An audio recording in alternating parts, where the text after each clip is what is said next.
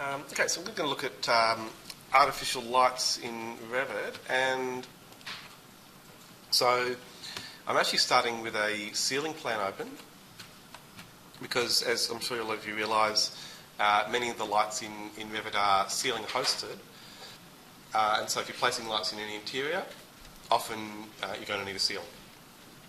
So that's why let's quickly look at ceilings, so you'll see on the architecture tab we of course have the ceiling tool, and again I have a ceiling plan open so that I can then, with an enclosed space like I have here, just use the automatic ceiling option to create a basic ceiling. Just remember, if automatic ceiling doesn't work for you, you can always go to sketch ceiling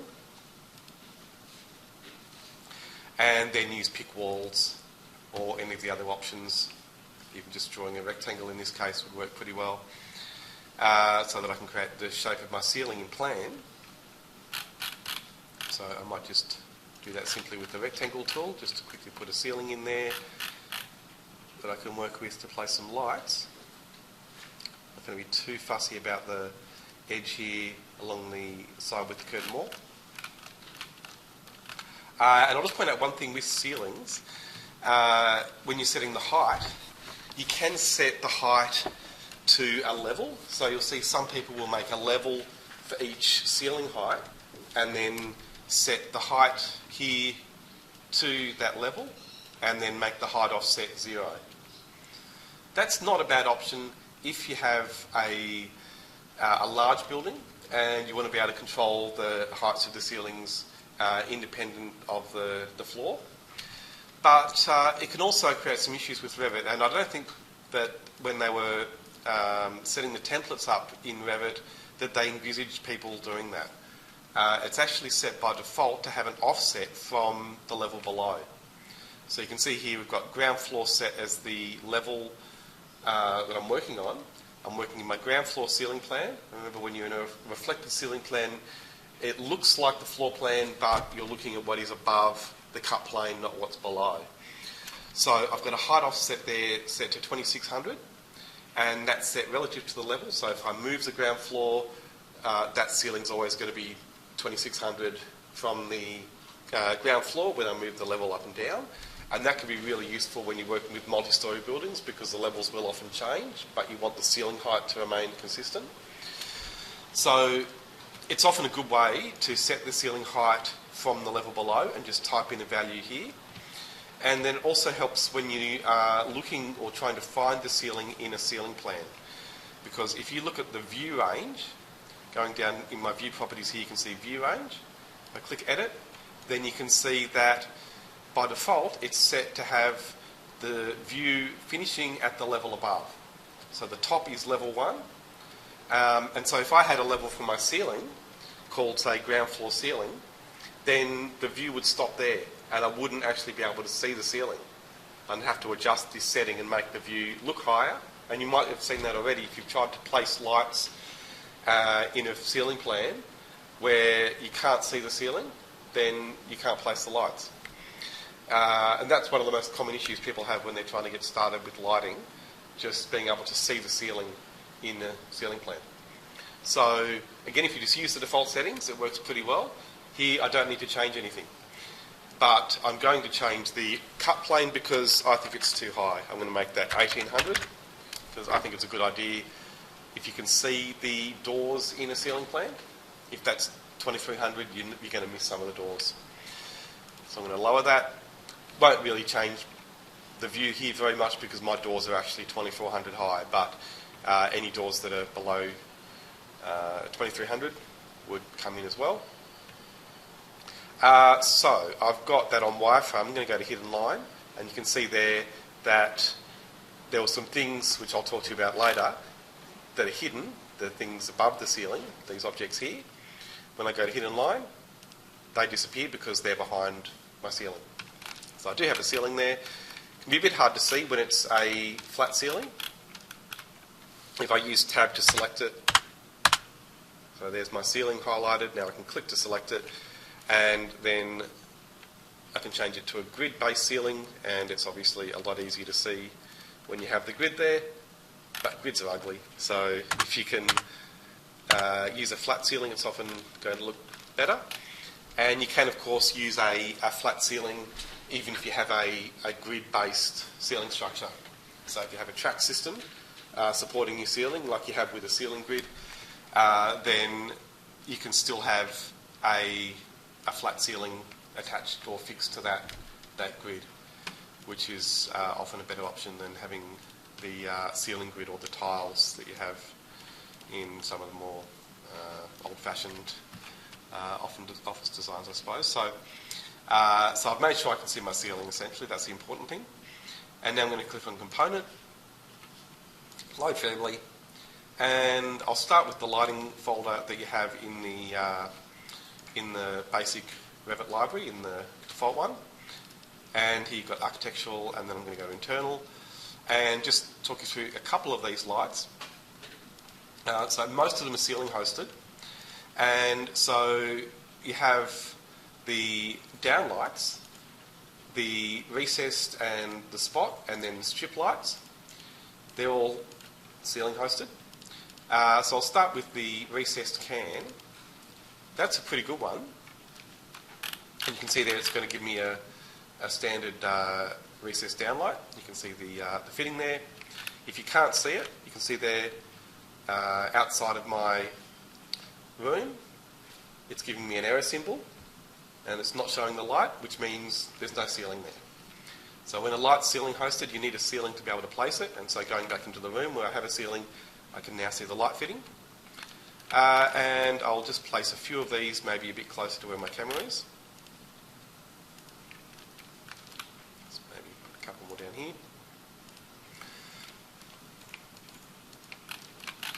And I'll go to my camera view. Okay, so we can see those lights there. My ceiling's a bit lower than I thought it was, so I'm going to select that, and it's easy now to just change the height over in properties here. I must have had it a bit higher, 3,000 maybe. That's better.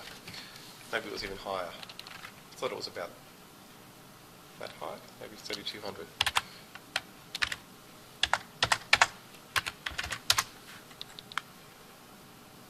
No, that's a bit too high. I'll change that. It doesn't really matter, so I'm going to get rid of this ceiling in a moment anyway. So I'll take about 3,000. Okay, that does seem a bit low. No, I'm going to make that, sorry. I'm going to make that 32.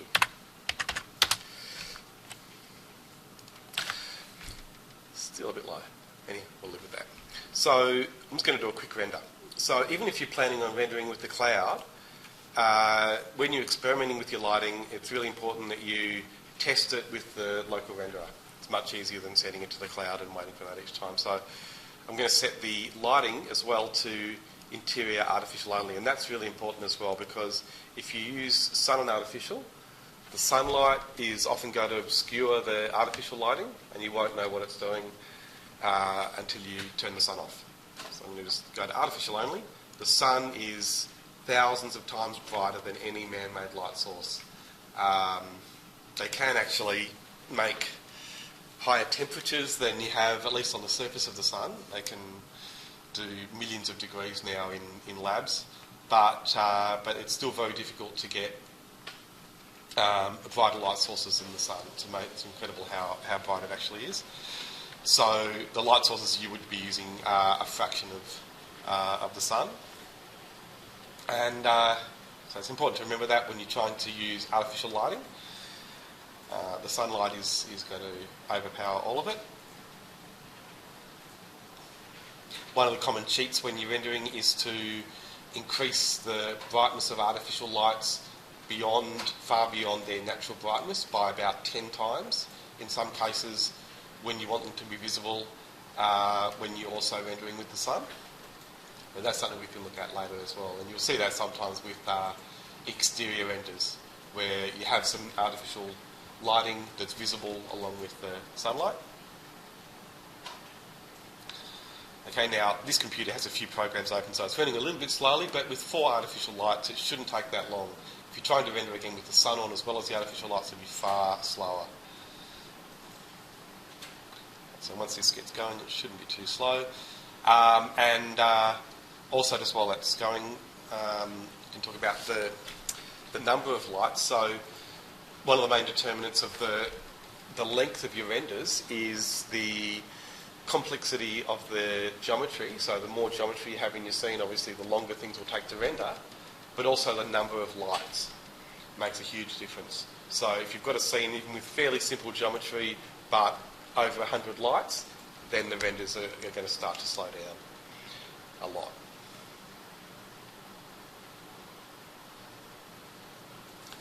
Okay, so now when you start to see your artificial lighting, obviously you know it's working, but you may see that it's very dark initially. And that's standard, because if you set this scheme here, really what that's doing is setting an exposure value. And if you click on the button down towards the bottom of that dialog box, Adjust Exposure, then you can see the exposure value that it's setting. And that's quite high. So an exposure value of 8 would work if you had more artificial lights. And so it comes from photography, where with a camera you use exposure control, or in other words you limit the amount of light, or you increase the amount of light that is coming into the aperture or is reaching the film. So with scenes that don't have a lot of light, and people think you've got to use a flash, for example, when you're taking a photo at night, but you actually don't quite often. If you just open up the aperture or increase the shutter speed to make it slower, in other words, then you're letting more light into the camera. And so you can actually get fairly decent photos quite often with low light just by reducing the exposure value. So the lower the exposure value, the more light you're letting into the camera. And so I know from experience that an exposure value of 2 is about what you would need with a scene that doesn't have very many lights. Okay, so I'm going to hit Apply, and we'll see, well, I've actually got 4 lights in there, so that's maybe a little bit too low. For a sunlit scene, you go all the way up to 15. Because like I said, the sun is super bright. Going up to 15 though, with only 4 lights, it goes black because we don't have that much light in the space. So between 2 and 15 is the general range. 8 was too high, so now I'm going to take it down in between 2 and 8, so 6 or so is probably about the right exposure value. So as I go lower, it'll be slightly brighter. Okay, so you set the exposure value according to the number of lights, or the amount of light in your space. And then you can see also that, well, you might need to zoom in, so I'm just going to zoom in a bit here and then go and show the render again. So, well, it's a bit hard to see because the quality isn't very good here.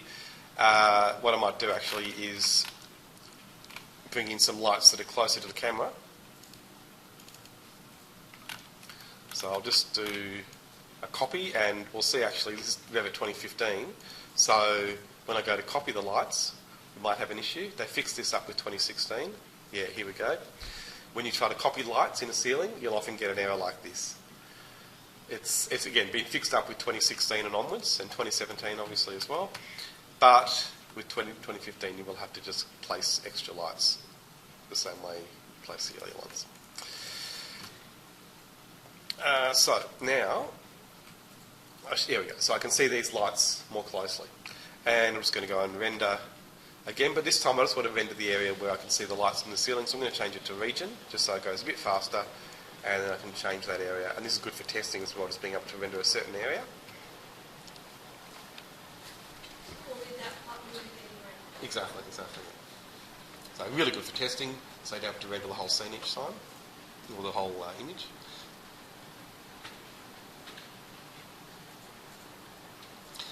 Okay, so what I'm trying to show you here is that these recessed can downlights are good, but they don't often show the filament or the diffuser as a glowing light source. So it can look like a dark black pit or can of well, no light. It looks dark, so it looks like there's no light coming out of it, even though we can obviously see that there is light because there was light on the floor. Okay, there we are. So you can start to see it there. See how it's got a little bit of light on the rim. So the light is coming out and it's hitting the rim there. But from the inside there, it's dark because the light source itself isn't visible. So I've made another one for you. And so I'm going to select one of these lights and then just right click and then select all instances in entire project. I'm going to go to edit type and load. And I'm going to get the one I've made for you. Going to the Revit library on the P drive and then lighting fixtures. And I've made one there that is basically the same, but it has a glowing diffuser. So it's called Downlight Recessed Can Glow. And so it just works a little bit better, I think, because I've added this glowing light source. So it reads more obviously as a light source in your ceiling. And so now I've actually done that with a material. So you have light sources in Revit which emit light and illuminate other objects. You also have glowing materials, which is a feature of MentorRay, and also works with other rendering engines like the Ray Tracer. And so glowing materials will illuminate other objects as well. But it just doesn't work quite as well as the light sources. So it's good as an extra source of lighting if you need to make, say, neon lights, or in this case, a glowing light fitting, anything like that, lamps, anything you want to look like it's emitting light. It's good to use self-illuminating materials. You'll see in the material options you have that option to set them to be self-illuminating. And you will actually see it light up the walls and other things nearby. But it's not good to use those exclusively as a light source. So it's good to use them in addition to the lights, not as a replacement. But you can see there that's more obviously a light source. Alright, so that's just a little thing, but then going further with the other lights in the library, I'm just going to select those again, go to edit type, load, and back into the lighting folder. I'm going to go and get the Downlight Spot, which is a downlight that is mounted on the surface of the ceiling. And unlike the recessed downlight, it's directional. So you can see there these spotlights actually are pointing to the right, and you can control that direction. So if I'll just show you, if I render now, I might just choose the ones on the left. And a good trick there is to press space to flip them. That'll rotate them 90 degrees. So all of those lights now should be pointing outwards from the centre of the room. Turn region off. Might not be appropriate for all the lights in the room, but it definitely is useful when you want certain lights to point in a certain direction.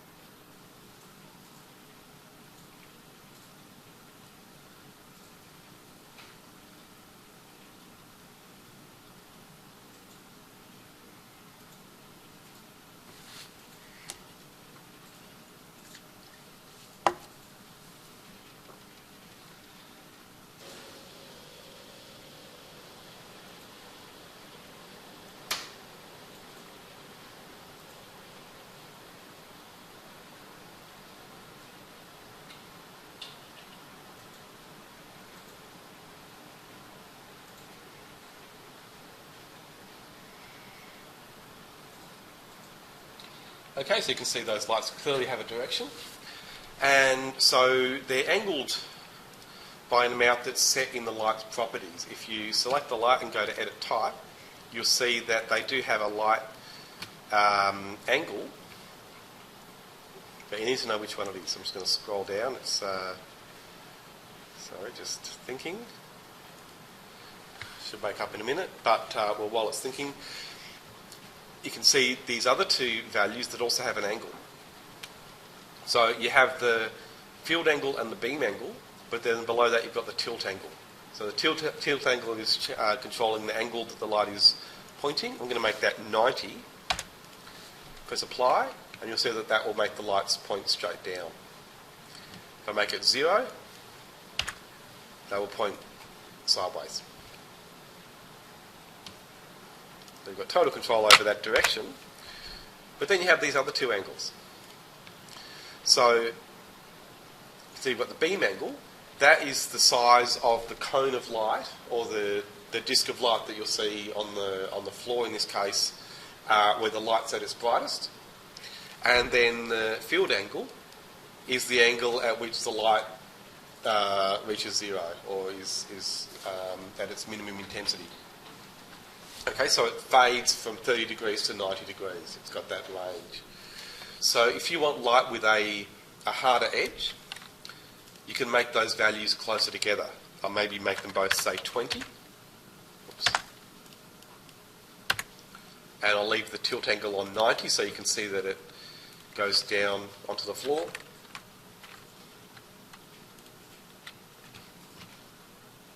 And then go and render again. So this will go a little bit faster, hopefully, because the light won't have a soft edge. In this case, it's going to have a hard edge, and it's also going to be lighting up a smaller area as well. So it should go a little bit faster.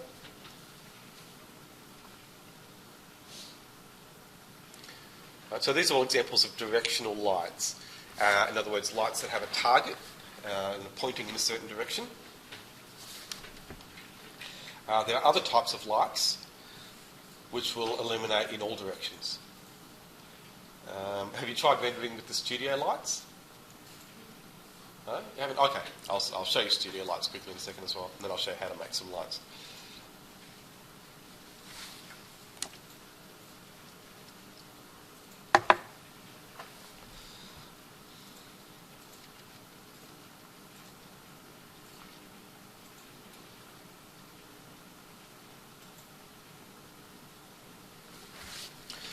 While that's happening, we can actually have a quick look at some of the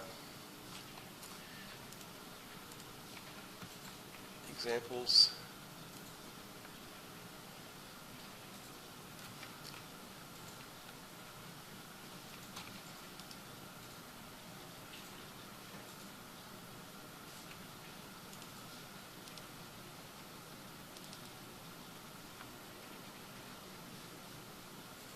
Okay, so here you can see some examples of some directional lights in action, rendering alongside a wall. And so you'll see in the library there are lights set up as wall washers, but they're essentially just directional lights. And again here, same idea. So this is that light family I've just been showing you that can glow, but it's also been set to have a smaller radius. So you'll see that's a simple property you can adjust in the light. That one's fairly large. It's set for the old incandescent bulbs, but these days LED lights would be more common, and they can be a lot smaller as well, which looks probably a bit more stylish. So that's an easy option you can adjust. And so really a lot of it then is about controlling the cone, the size of that cone, using the field angle and the beam angle, and also in some cases the tilt. So if you've got some artwork or something that you want to focus on, or you want to have light going down a light well or something like that, then you can definitely control the angle. Here we are. Okay, so you can see there, very narrow focus to my light, and that can affect the rendering as well. So it also makes it more apparent where the light is bouncing, because it has a harder focus. So when you have a softer edge to your light, then the bounce lighting as well will be softer. So again, selecting, I don't need to adjust all of them, I can just select one because they're all the same family type. And I can just go and adjust that. So it's the, again, the field angle and the beam angle control that edge of the light. So I'll make that 80, and then rendering again, we'll see it will be much softer.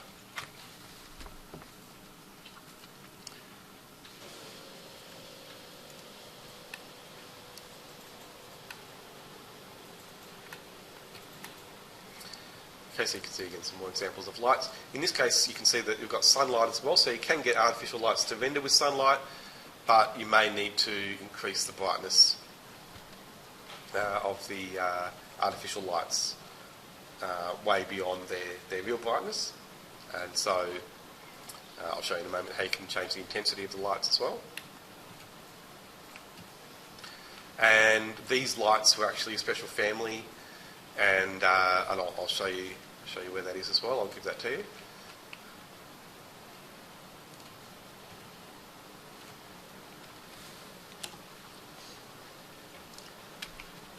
And well, that's just going to take a moment to show you something else. If you have a look at some of the lights on, say, Revit City, you'll see that the geometry is pretty good. Most of the things on Revit City are modelled pretty well, but the parameters often aren't set up very well at all. So you might have seen already, if you go to adjust the properties of something you've downloaded from Revit City or some of the other sites as well, they don't really work properly in many cases. And definitely for lights, particularly lights like this, where you have track lighting and you might have several lights in one family, it will never work. It can't work, because the way Revit works with lights is to have the light properties, as I've been showing you. Sorry, I've got to render here again. The light properties are in the type. So to change a light's brightness, to change its angle, or any of those properties, you edit the parameters for that individual family type. So that controls one light only. You cannot have more than one light in a family type, or an individual family. And so the only way to do a track light is to have several instances of a family. So you'd have several copies of a particular light, put them together, you can group them, so you can easily make a Revit group to group your track lights together, but you can't have several lights together in one family. And so that's one of the limitations with Revit. It's not a big problem, in fact it works just fine, but you need to know that. So if you do download a light, like a track light, and you will see those on Revit City, and it's got more than one light in it, it can't be working as a light source. You can use it for the geometry, but you'll need to put your own light sources in. Okay, so this will just take a moment. While it's happening, you can go through some of these other renders. So again there, the recessed light. For nice balanced lighting, like you can see here, you'll often need a lot of lights. And that's one of the tricks with rendering, to put in tons of lights. In the old days, before all of these global illumination routines, people would sometimes put hundreds of lights into even a simple view like this to simulate all the bounce lighting and everything else. So they have all these point lights everywhere. And if you're wondering why the cloud often looks so good, it's because it does that for you. It will automatically add in sometimes thousands of lights into a single render, single scene. And that's one of the tricks that the cloud uses. Mentoray won't do that for you, but Mentoray is a really good engine. A lot of these renders were actually done. This one here, for example, that wasn't done with the cloud. That was just done with local Mentoray rendering. If you set Mentoray to the best quality and you have it well set up well with nice balanced lighting and good materials, it will actually render better than the cloud. But you need time. It might take a day or so to get what you get in the cloud in 15 minutes. So you do need time, but it can do some really nice work. These, on the other hand, are all cloud renders. Mostly with sunlight, but then also a lot of artificial light in there as well. Okay, so what's happened there? Have I done something silly? I think I have.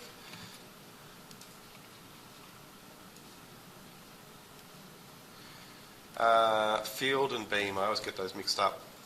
And I will go and look at the family just to confirm those. So I'm going to open up the family now.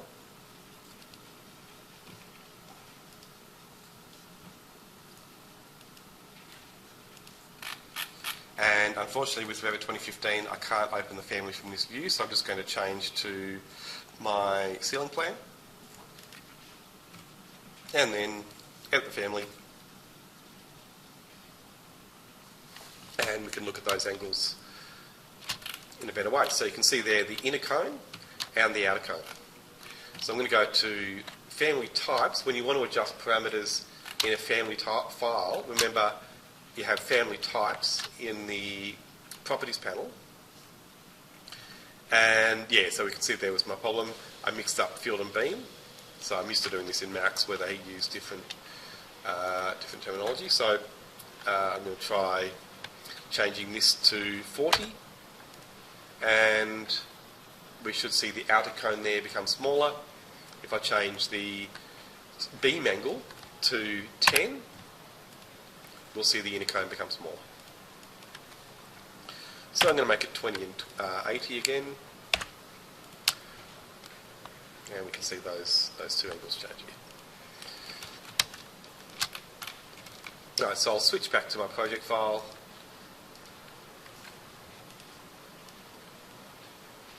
And fix those values. So another interesting thing I think is when you adjust parameters in a family, it usually won't affect the settings of that family in a project. So I need to swap those values around. There we go.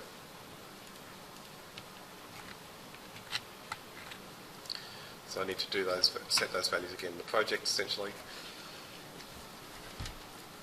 I could load them in from the family, but it's often not worth doing that. So just get used to setting the values in your project file usually.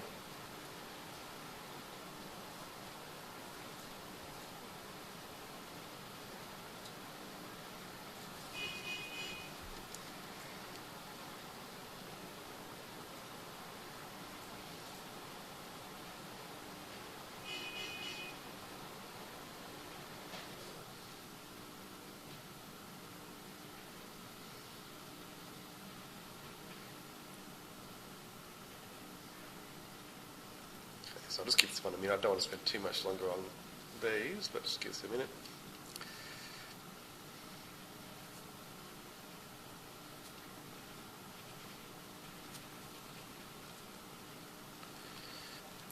Right, so well, while that's happening, I've obviously been using ceiling lights. You do have wall lights and floor lights as well in the library. So they're wall hosted and floor hosted, and they work just as well as ceiling lights. So you've got sconces that will go on the wall, and other lights that will go into the floors. So that's a good option to remember. Okay, so here you can see the light's now working properly with a nice soft edge. And again, the bounce light is softer as well. All I've done is change that field and beam angle. Now, I've got another view set up here through the big open space that I have. And so in a space like that, you may have lights on the underside of maybe surfaces like this, but you'll still have big open areas which might not receive enough light. And so you may just want to have some floating lights just to provide extra light in the space and essentially cheat a little bit to get the result you want with your rendering without having all of the lighting fixtures properly worked out. And so for that you have the studio light. So I'm just going to go to Load Family, and you'll see in the lighting folder, Architectural Internal, we have Studio Light. Here it is, which is just a big floating ball of light. It's like a mini sun. So I'll just put one either side of the reception desk there. You can see it's telling me that those lights aren't visible in this floor plan. If I go to the ceiling plan, see them there because by default they're set to a reasonable height. You can't see the height in properties. If you go to edit type though, you'll see it there. So the default height you can see is 2400, and so that's above the cut plane that I set before in the view range. So I've got those two lights there. I might just move them away from the walkway, and well, I'll keep one underneath it, and then you'll see what some of the issues can be with studio lights. So back into my perspective there. Just like Danielle, just like a confusion. Sure. George asked us to do a reflected ceiling plane. Yeah. So I was just like working out how many lights do you have to put throughout the whole ground floor. Sure. So I came out with 180 lights. Is it alright? Like with each 72 watts? Yeah, I mean, it might seem like a lot, but you will end up with a lot of lights. So like this is like it's actually normal. Because I thought my calculation took a while. Yeah, no, look, you can't even think how many we've got in here. So we've got what? I think we have like 30 lights. Yeah, right. That's probably about right. Yep. So, yeah, or 20 something at least. Yeah. Oh no, if you've got another one. So yeah, yep. So yeah, 30. That's right. Yeah. So that's not unusual. Yeah. Now for rendering, you'll need to sometimes reduce it just so that it goes a bit faster. Yeah. Like that will be all graphic, but like rendering obviously I won't put that many lights. Yeah. It's gonna take ages. That's right. Exactly. Yeah. Exactly. So yeah, so that's a bit of a trick actually. If you find the render's taking too long, you can just save a copy of the file and then delete the lights that aren't visible in your scene. You can use, there's this artificial lights option which lets you turn off different lights, but you'll need to know the number of the lights. So if you look in the properties for the light, they've got a mark property, so that mark is the number, and then if you know the number, you can just turn off the light in the list that you get here. And so that's another option. You can turn off lights that aren't in the area you're rendering that way too. So yes, then that does work pretty well, but you do need to know the numbers because otherwise you'll just have the name. But you can see there the number next to them tells you which one it is. Well actually here I know that all the downlights are in the other space, so I could turn them off here. That's not a bad option. And you can make groups as well and just turn them off by group, which works pretty well. But I'll turn them back on because I want them in a second. So, so you can see here I'll need to adjust the exposure as well. But now,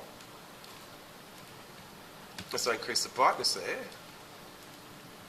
you can see that where the studio light's too close to a surface, it's going to make it look bright and it can just look a bit strange. So, because they're a big ball of light that lights evenly in all directions, it's good if you can keep them clear of any surfaces, and then it's a little bit more believable. That it's essentially, because essentially you want it to look like it's ambient light. So this light, if I just move that away from any surfaces and maybe increase the height a bit to get away from the floor as well. And you can often have quite a few of them. In big spaces like that, you'll need them. Just to give you that general lighting in those big open areas. So back into there. In fact, I will go to artificial. I'll turn those downlights off just to save a bit of time.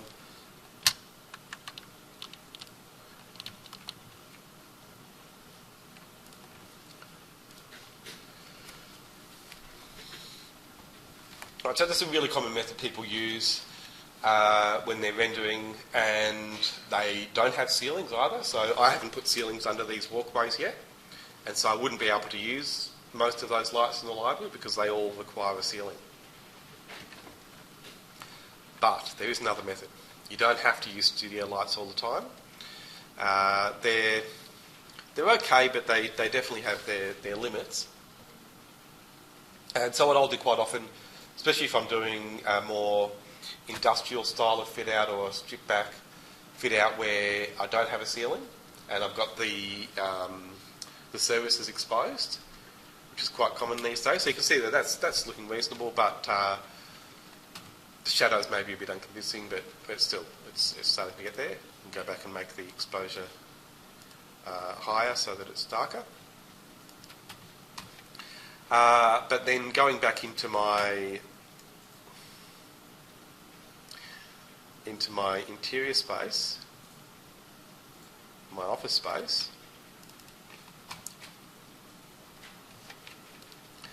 so I'm just going to save a version of this file.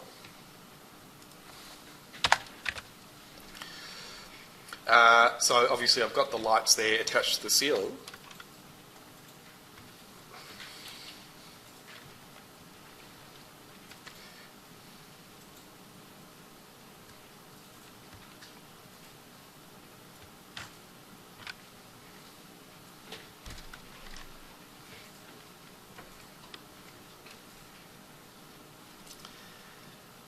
It's just taking a moment, it shouldn't be too long. Okay, so I'm going to delete that ceiling. And then, of course, because the lights are hosted by the ceiling, if I delete the ceiling, the lights will go as well. And then you can see my services. So if you haven't done things like that before, it's just using the Systems tab. You'll see you have things like ducts and cable trays and the other things that you'll have. No, it's not required, but if you want to have an exposed exposed ceiling or services that would be in the ceiling void, then you've got that option of modelling them with those tools. So there wouldn't be a ceiling object. So what some people will do is put a ceiling in and then make it hidden, but that's really not necessary if you know how to make your own light families. So I've made some light families really just for a situation like this. And so again, I've given these to you if you go to the component tool, load family, go to Revit library, and then again lighting fixtures. And I've made two here for you, one called square unhosted downlight and the other one round unhosted downlight. So these both look like ceiling based lights, but they don't require a ceiling. You can just place them in anywhere. So I'll start with the square one, square unhosted downlight. Oh, sorry, I forgot. Okay, it's made for 2016, so you need to be using 2016 and above to use that. I'm sorry, I saved that just recently with 2016. That's okay, because I wanted to show you how to make light families anyway, and it's a lot easier than you might think. So I'm going to go and make a new family, and to understand how lights work, you really do need to try and make a light from scratch. It's a lot easier to understand that way than looking at the lights that have already been made. So, and like I said, it's easier than you might think. So I'm going to go new family, and then you can actually use any of the lighting templates to get started. But I think often the best option is to use one that isn't hosted. So you'll see going through these lighting templates, we've got metric lighting fixture ceiling based, metric lighting fixture wall based. So they're hosted using exactly either ceiling or wall. Then we have metric lighting fixture, which is unhosted. Now, metric linear lighting fixture and metric spot lighting fixture are the other options for the ones that aren't hosted. But if you start with metric lighting fixture, you can actually change them to be just like the others anyway. I'm going to start with metric lighting fixture. And you can see there, we've got just a simple light source, that sphere. So it looks like a circle in plan, but if we go into a 3D view, you can see it's actually a sphere. I'm just going to orbit there so that you can see that. And this is one of those things that is actually hard-coded into Revit. So a lot of the features in Revit come from templates like this. And it's not obvious at first. You might think that you can create your own light source using a tool that will create it, but you can't. You have to get it from a template like this. That's the only way. So if you select that light source object though, then you'll see you get quite a few options when you click on the light source definition there. And then you've got really two sets of options there. You've got emit from and then the light distribution. So those two different ways of setting your light source. So emit from obviously is the shape that it's emitting the light source from. So I'll go to line and just click OK. And you can see now that it's changed that point to a line, but otherwise it's still emitting in the same way. In other words, when it says spherical, that means emitting in all directions. If I change it to just the second option there, that essentially means down or directional, either down or up. You can change it to sideways as well. So you can rotate that direction, but when it says hemispherical, it means just in one direction, 180 degrees. Okay, so orbiting there, you can see the shape of that, and you can make it go up or down, or left or right. Now this next one, spot, is interesting because with spot, even if you have a linear light source, or rectangular or circular, it really does function like a point. So it's a bit of a tricky one because if you want a strip light or something like that, and you want it to be directional, it's quite hard with Revit. You can do it with 3ds Max, but with Revit it's quite difficult. So probably the best option if you want strip lighting is to use the hemispherical option there rather than using Spot.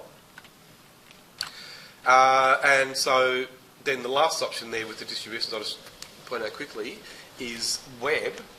That is for photometric web files. So it uses a distribution that is realistic, but you need a certain type of file to specify that. So that one probably is the one you'd use the least at first if you're making your own lights.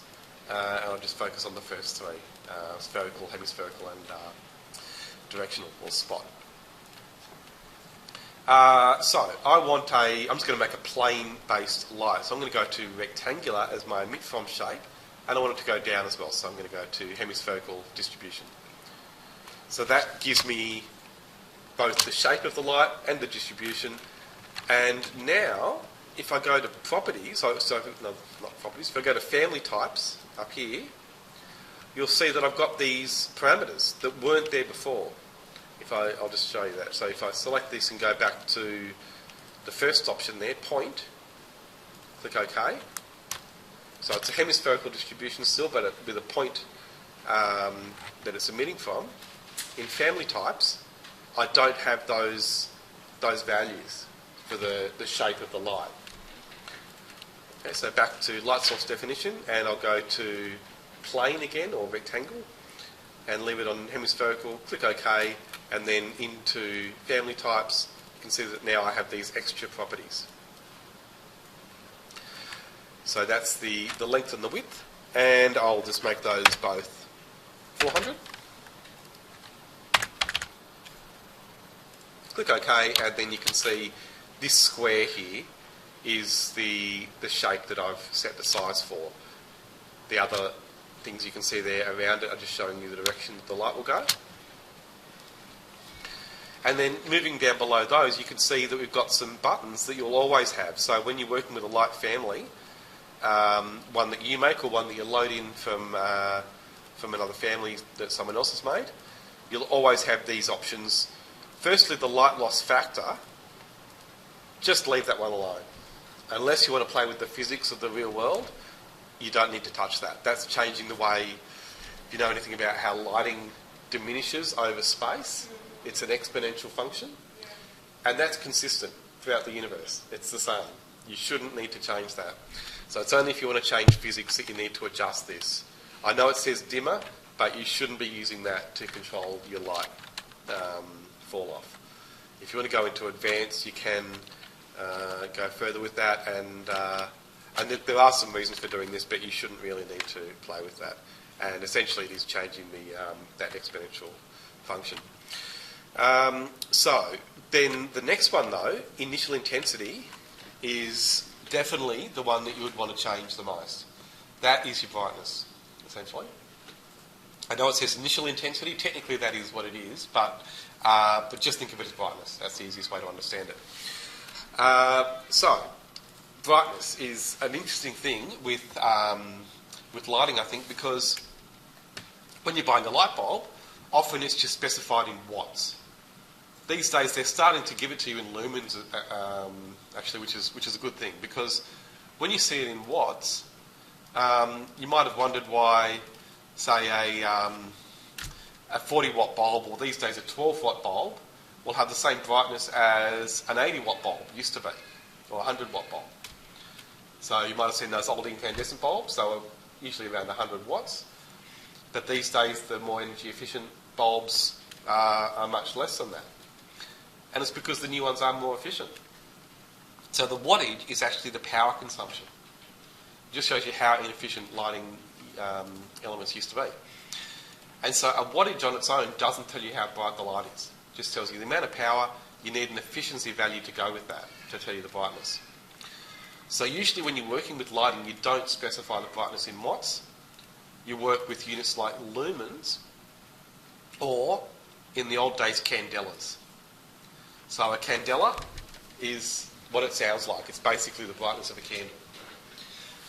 And that's, I think, easier to relate to. So 439 candles, you can think of how bright that would be. easy to understand. A lumen is sometimes called a metric candle. So it's just a single brightness value. You need several lumens. It's 4 or 5 lumens to a candela, something like that, or maybe I've forgotten 3 or 4. Yeah, 3 or 4 lumens to a candela. And otherwise, though, it is a single value. You'll come across another unit which is lux, which, if you want to do things accurately, is the best, but it's also probably the hardest to work with. So at first I would stick with lumens or candelas, whichever you prefer, and you've got the options there to work with those. And just to give you a general guide, anything below 500 lumens is a fairly dim light. Anything over 1,000 lumens is getting towards the normal range that a light will have, and then over 2,000 lumens or so, you're getting towards a bright light, something that's brighter than normal. So 1380 there, that's within the normal range. But we can reduce that maybe a little bit, might take it down to 1,000 or a little bit more. Okay, so that's your brightness, basically that initial intensity there. Then you have the colour. So this is another interesting thing. This is based on real physics again. And this is the way lights really behave in the real world. So you have a temperature to the light, and the temperature's in Kelvin, and so it's beyond the normal temperature range. But they measure it for absolute zero. That's what Kelvin means. And so, to give you an idea of the range, you can start just by looking at what these different presets will give you. So a low Kelvin value will be a warm light, and here if we go to metal halide, that's fairly low. There should be a lower one than there, maybe one of these sodium lights. Here we go. So the low pressure sodium there, you can see it's giving a very orange light, and that has a Kelvin value of 1800, which is probably about as low as you'll need to go ever. And you can see that's very orange. So going up to the highest range, xenon, is one of the cooler lights, and that's got a Kelvin of 6,000. And you can see then from the preview here, that is almost giving a blue tone to the scene there. You can go a little bit higher, 6,500 will be a little bit bluer still. Or if you go to custom, you can type in your own values. I'm just going to take that right up to, say, 9,000. And you can see there it's definitely got a blue tinge to the light there. But that's quite high. These preset values are pretty good. So D65, which is 6,500K, is probably at the extreme of the cool end of the spectrum. And then going down to, like I said, 1,400. And so neutral is between 4,000 and 5,000. And so that's why you have D50 reference white at that value, which is 5,000K. Cool white is actually, it's funny, that's a cool white fluorescent. Fluorescents are very warm lights normally.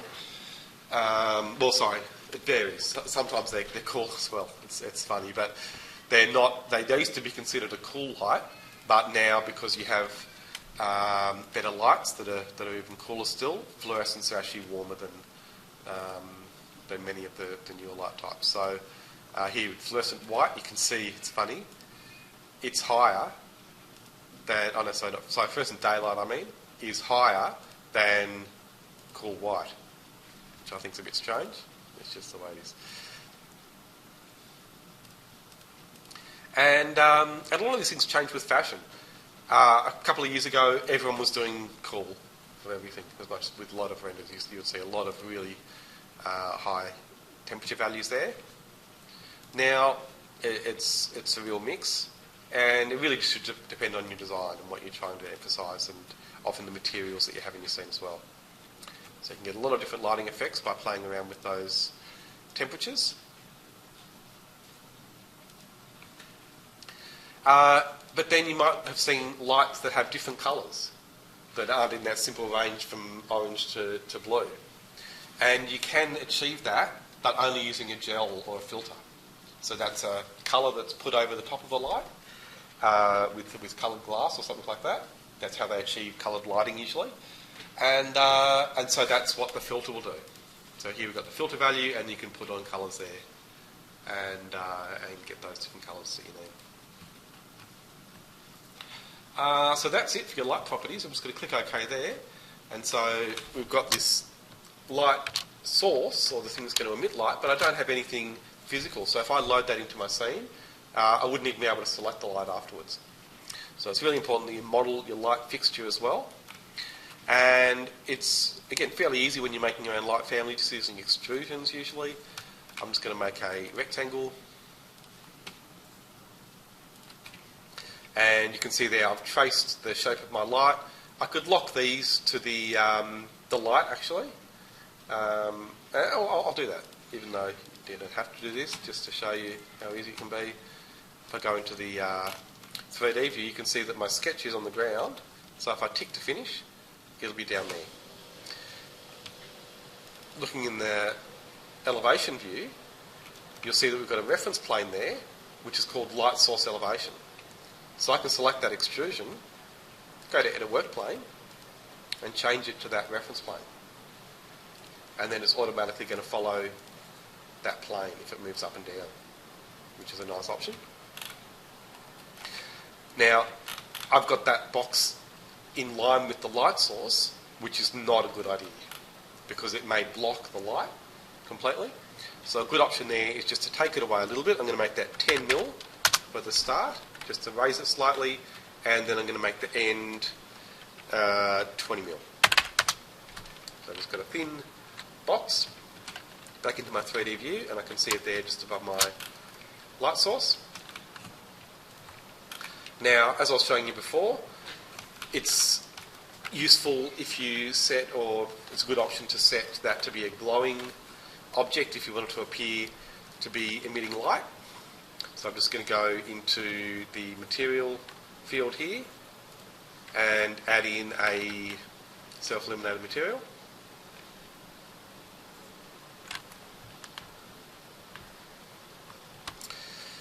And again, first time you load your render module, it might take a minute to bring up the material library, which is what's happening here. There we are. So in the main material library, not your appearance library, but the material library that you'll get with the button in your list of materials on the left, when you unhide the library panel, you can go to, just go to Home, and then in AEC Materials, why can't we see the folders here? There we are.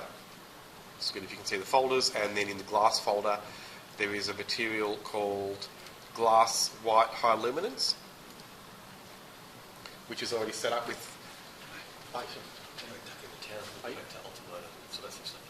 No worries. Oh, you got it. Okay, great. Yep, cheers. Yep, thanks a lot.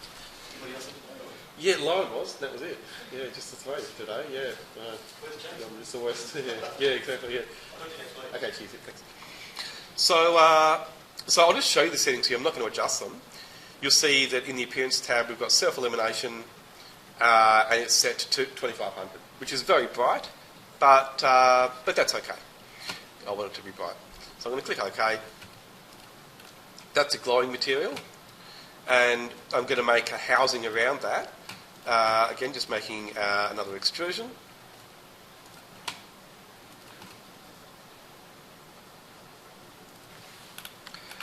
And, well, because of the family, I can just do that roughly and later come back and make it more accurate. So, again, just trying to do this quickly for now. I'm going to go to Set as I'm making it and just set it straight to that light source elevation so it goes to the right height. And I'll set the end value to 40. Tick to finish, and I've got a simple frame now around that, which I will set to have maybe a basic black material, not the one I've just used, of course. And just to make it easy, I'll get a material from the library and just maybe give it a better name.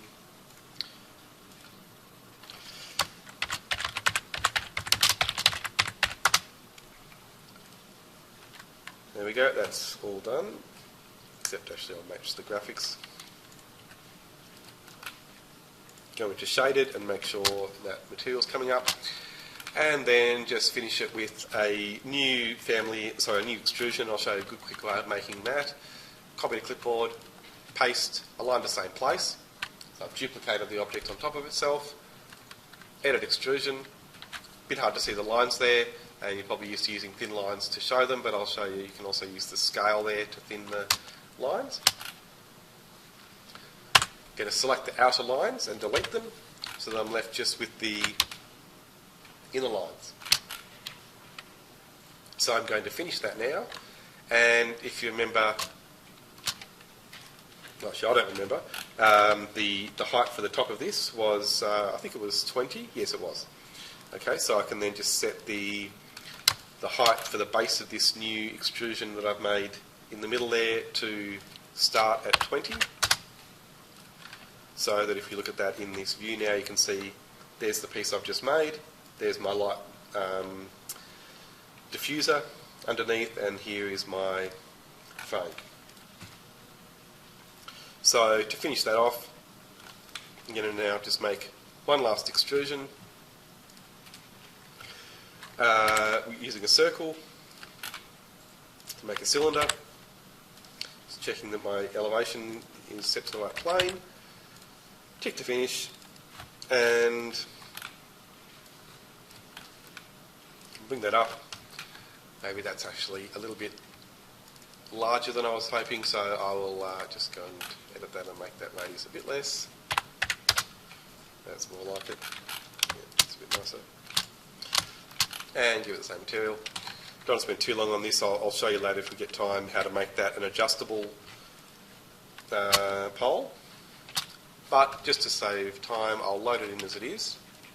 So save that family.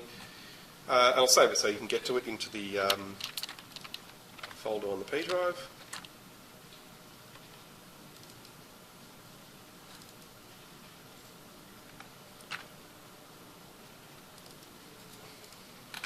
So I'll save it into lighting fixtures as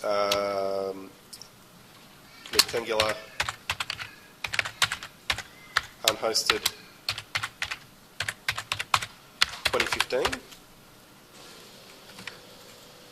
Load it back into the project, and you can see there that I can place that without a ceiling.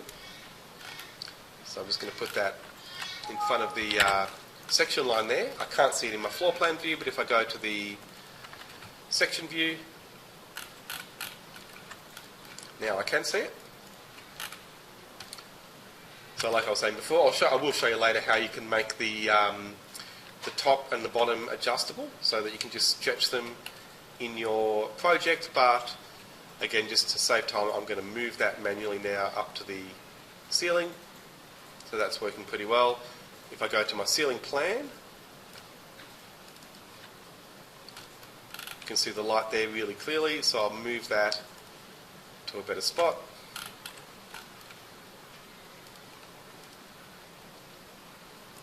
Now, as you've seen before, I put the ducts and the cable trays in there, but I can't see them in the ceiling plan. And you might have seen this happen before with structural elements as well, that they just show as a line. Do you know what to do to make them show in 3D, or show the 3D version of them? Yeah, no, well you can do it, you can actually go into the family, but usually it's because they're set up to show differently in coarse as opposed to fine. You probably don't use medium all that much, so if you just switch it from coarse to fine, then you'll usually see all the detail. That's often the best way. So, okay, so I can then place these lights a little bit more accurately, maybe, and then simply going to copy them. Because they're not hosted, it's much easier to do all of these things. So hosting's a good thing in Revit. It's one of the features that sets it apart from, say, ArchiCAD, which doesn't have as strong a tool set for building hierarchies and linking things together, contrary to what a lot of the blogs about ArchiCAD will tell you. But the hosting can also get in the way sometimes, and that's why I find it's often a good idea to make your own families when the hosting is a problem. Okay, so you can see the lights there really clearly, and of course, because I've made them, I know they will render the way I want them to.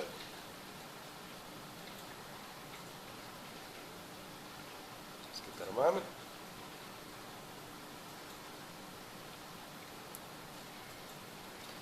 Okay, so even if you're doing exterior renders, if you have plenty of lights in your rooms, you can get some really nice renders showing the lighting coming out of those spaces doing nighttime renders.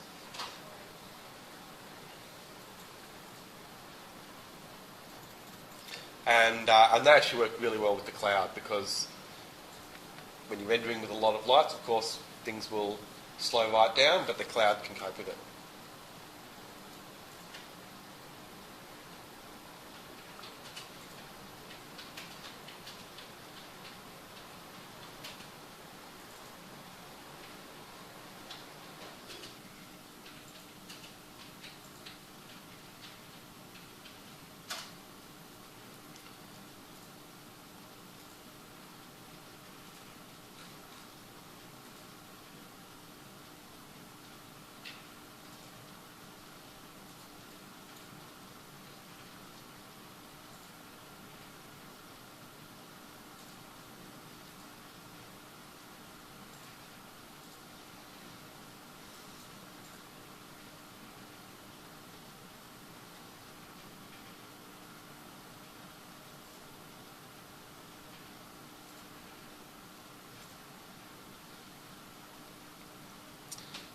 Okay, so there we go.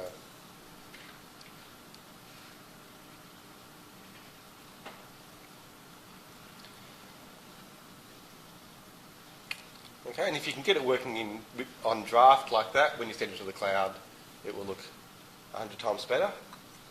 But it's definitely worth just getting it all set up using the local rendering engine, and then just use the cloud once you've got it all working.